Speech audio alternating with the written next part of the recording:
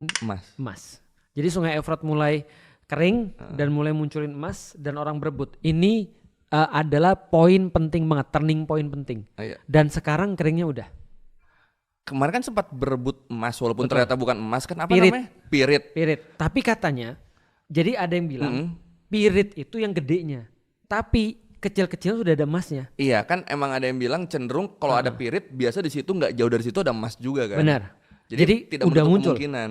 Betul. Iya. Itu agak deg-degan sih aku ngelihatnya.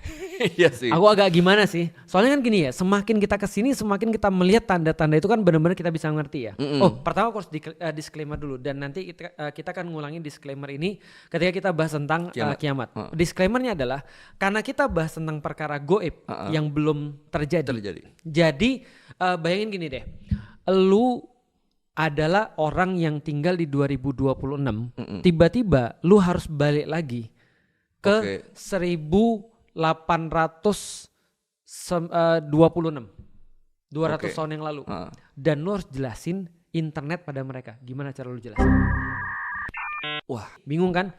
Nah, kebayang gak lu cara ketika Nabi Muhammad itu jelasin kepada orang-orang pada zaman itu, ketika tahun 600-an, kalau 200 tahun aja lu udah susah jelasin. 200 tahunnya udah susah. Apalagi dari tahun 600 ke tahun 2000. Iya. 1400 tahun guys. Iya. Gimana cara Nabi jelasin pada orang-orang di tahun 600 tentang kejadian 2020 misalnya? Gila. Itu kan agak sulit kan? Pasti ada metafor.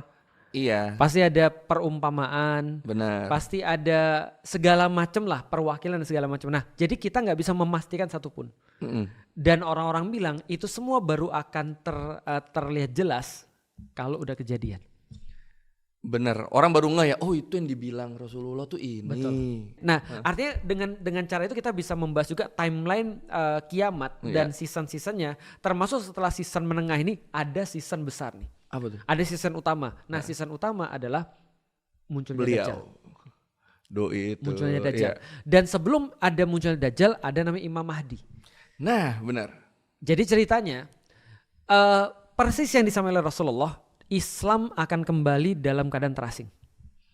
Iya. Dan kerasa nggak banget sih sekarang?